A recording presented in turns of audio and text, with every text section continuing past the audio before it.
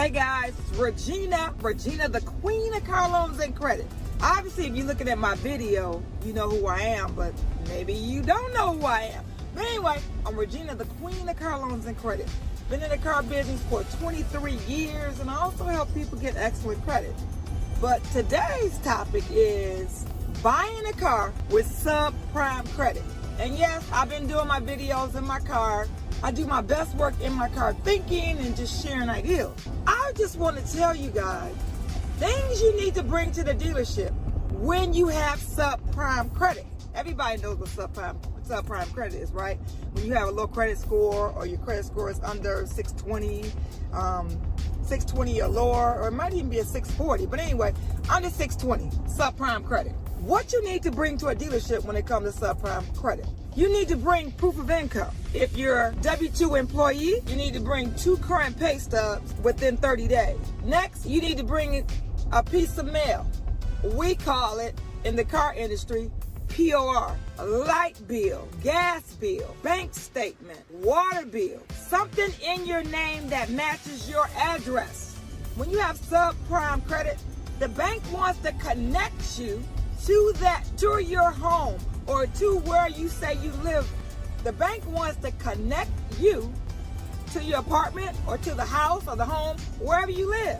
And the reason they want to do that is because if they need to repo your car, they want to know where their vehicle is.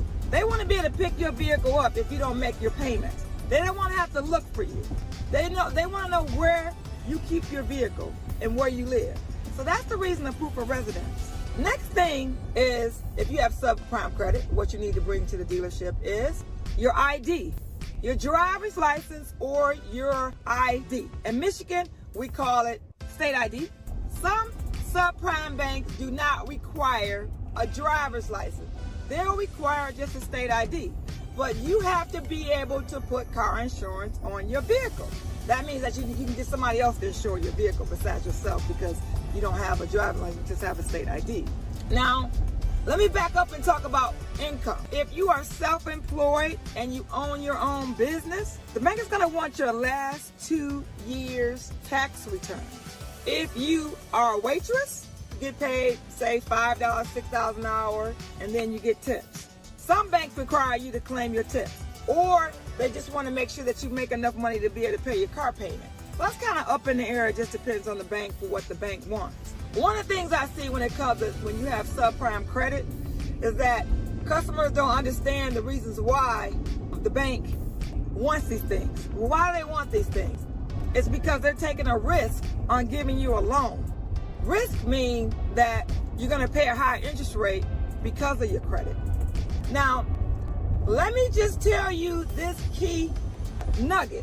After you buy your car, the bank, the one that's lending you the money for the car, they're going to call and verify your job. So if you're looking to get a new or a used car and you have subprime credit, the bank may call your job just to verify that you worked at your job.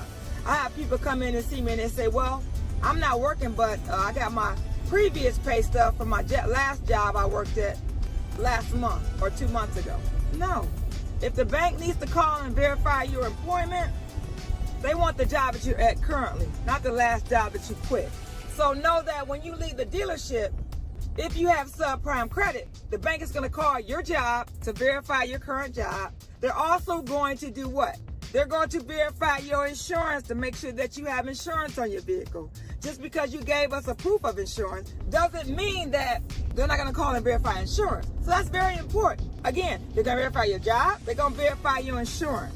And then they may even want to do a customer interview with you. Now, customer interview, just making sure that you bought the vehicle that we said you bought, the dealership said you bought. And they might even want to go over the options on your vehicle. Now, the option is, they might even say, you know what? Does your vehicle have a leather seat? Does your vehicle have a power seat? Does your vehicle have a sunroof? So the bank may question you on all the items or all the options on your car. So that's important that you know all the options that are on your vehicle so that you can be able to tell the bank.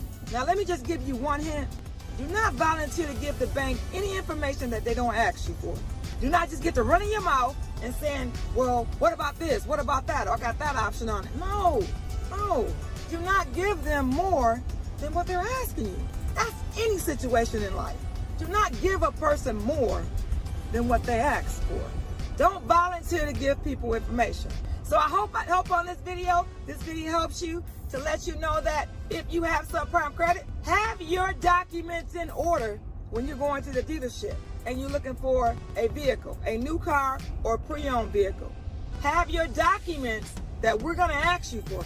Have those ready for us. Have those ready. All right, guys, hope this helps you when you get ready to go get your next new car or that pre-owned car and you have subprime credit.